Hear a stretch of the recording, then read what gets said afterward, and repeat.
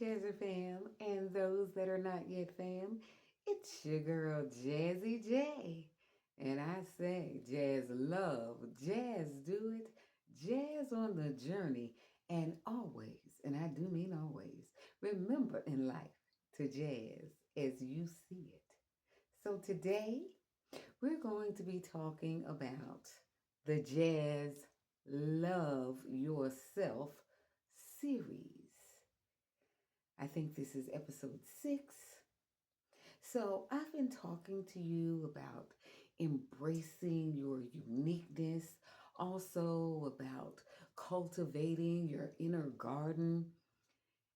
And I started to think, why do we have to tell people this? To be authentic, to embrace your uniqueness, not to be ashamed of your individuality or your differences. And so I said, I'm going to go to the drawing board and I'm going to share with you one of the modules in my Life is a Puzzle, Life is a Game workshop.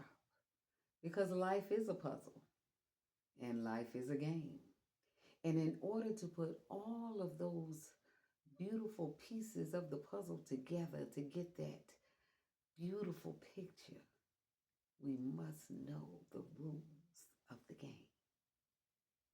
So the reason why I went through what I did in my life, and maybe you're going through some of the same things about not being genuine, not feeling worthy, not loving yourself before you love anyone or anything else. To be told that being self-centered is a sin and you should never be centered on yourself. You should put everybody else's wants and needs before yours. And that is truly how you show love.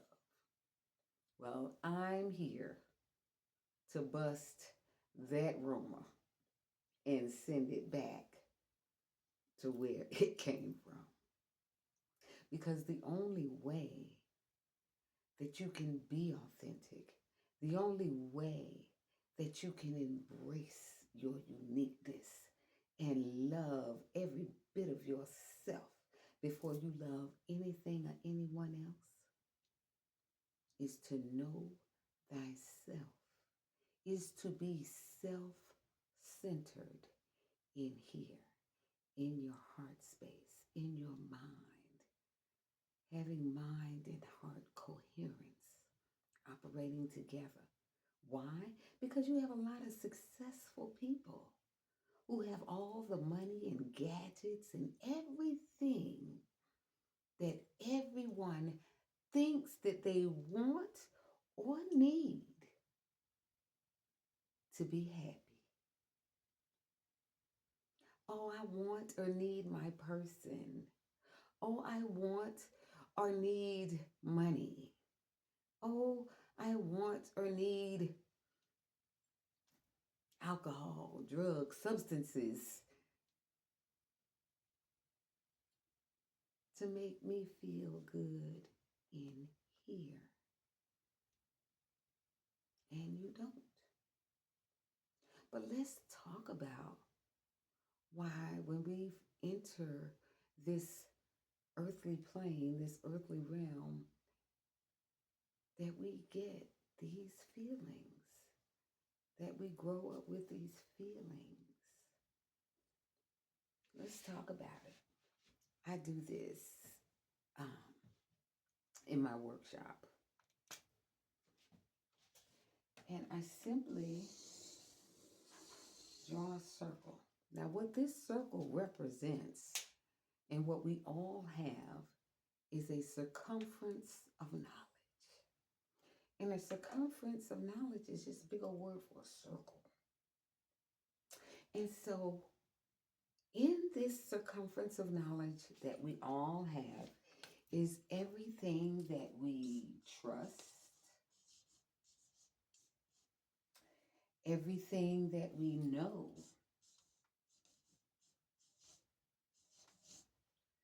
Everything that we understand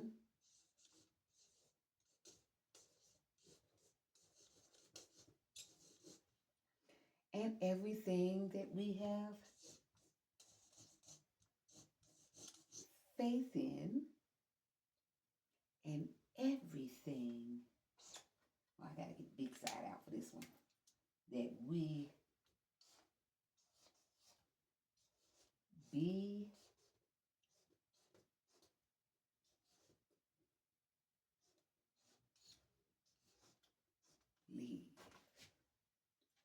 Now,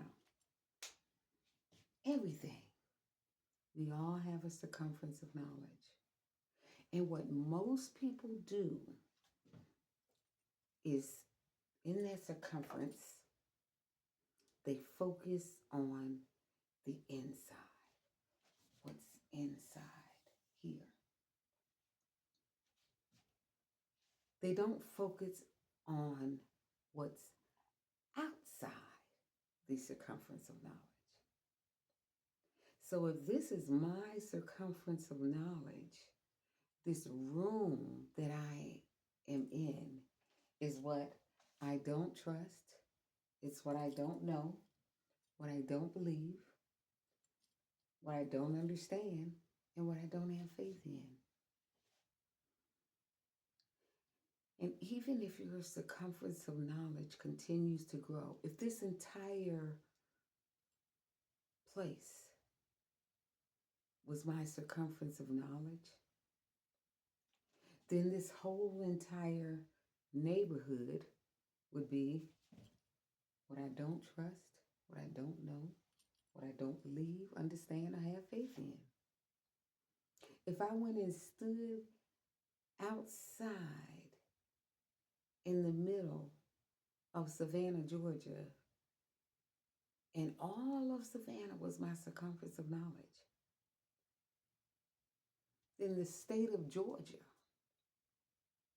would be what I don't trust, don't know, don't understand, don't believe, don't have faith in. So I'm saying all this to say, is everything that you have inside of your circumference of knowledge, there's always space outside of your circumference of knowledge. And the space outside of your circumference of knowledge is what you don't know, what you don't trust, what you don't believe, and what you don't have faith in. And I'm saying all this because we're talking about cultivating our inner garden. We're talking about embracing our uniqueness. Now, in my research, from 0 to 7 years of age, and when I say 0, I'm talking about the last trimester in your mother's womb. Everything's on and percolating. The baby can hear sounds, can feel. At that time, from this to 7 years of age, codes are being uploaded into our subconscious mind. Those codes could be anywhere from money codes. You ask for something.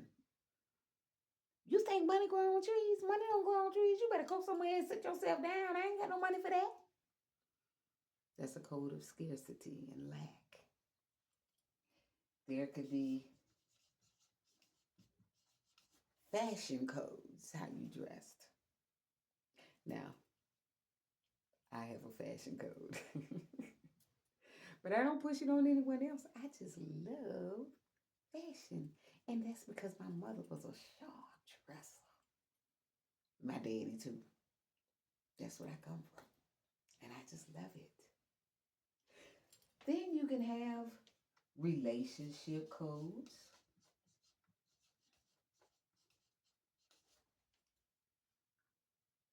Ain't no good men out there. They all dogs. Running around getting everything you get. Child, you ain't gonna get no good man. All these women, they hoes and thoughts, child. Ain't no good women out here. Relationships that you hear these codes all the time. Then you have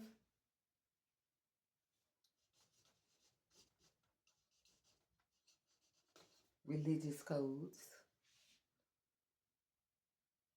Christianity is the only way. Buddhism is the only way. Muslims are the only way. You have all of these religions that you're coded to, and a lot of them tend to fight. Even if you just take the one Christianity, you know, I've had somebody say, "What you doing? Church hopping? Ain't we all one church?" So you have all of these codes. And these codes govern our life. And what research tells us is that 95% of our actions and decisions are based on the codes that were uploaded from 0 to 7 years of age. See, if you're not changing, you're not choosing. And if you're not choosing, you're not changing. A lot of people want to change. Now, some of these codes were like, you're unworthy, you're not good enough, nobody's ever going to do this, you can't ever do that. Those type of codes were uploaded as well. So these are all the things that we have to overcome when we get to a certain point. And one day you come to a crossroads of whether you're going to live off of somebody else's codes or you're going to rewrite the code and live off of you, who is in love with you authentically, unconditionally, and genuinely. And people, let me show you this and tell you this. Belief is just a thought that you keep thinking. I'm going to say it again. Belief is just a thought that you keep thinking. And if you believe the LIE, the lies you've been told about you, and your authenticity and your worthiness and your gratefulness and your greatness, if you believe the lie, it's going to be a hard road, a very bumpy road. I struggled several years believing that I had to live up to a code. Now I have wonderful parents. I love them both. And they both, you see both of them when you see me. You hear me talk, you hear Coach Jimmy Lee Wesley. You see me dressed and going to the meetings, and that's Jeanette. But I love them. But I grew up thinking a sort of way about myself. My coding was, I felt like I had to be perfect, that I couldn't do any wrong. I did a lot of wrong, but there was immense pressure and frustration and anxiety around it not being, that daughter. I'm the only girl and the baby girl. So, and that was in my head. Nobody told me that. But that's something that I struggled with. And when I failed, I felt so unworthy. So I was living in fear in here. But no more. No more. And when I started to live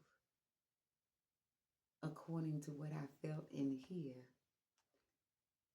the people outside of me, everybody thought I had lost my mind. I came home one time and I ran into somebody in a store and they said, "You still crazy?" And I said, "Is that the word?" And they said, "Yes, it is." I said, "Well, I guess I'm still crazy then." But guess what? Just like I wrote in this book, Trailblazers Who Lead, my chapter is having fun failing forward.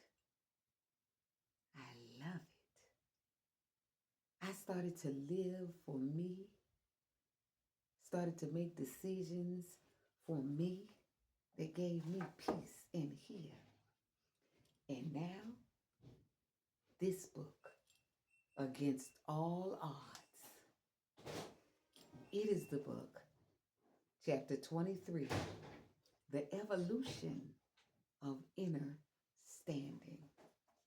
Because I began to understand some things about myself and who I am and my soul's purpose for being here in this earthly realm. So with that, I am telling you, start to think about some things that are outside your circumference of knowledge. You know, there's a book everybody likes to read, and it has a couple of lines in there about study to show thyself approved. So I say study to show thyself approved. And when you study, it will take you to other dimensions in thinking. So people, with that, it's been a pleasure. This is your girl, Jazzy J. And like I say, Jazz, love yourself. Until we meet again. Mwah.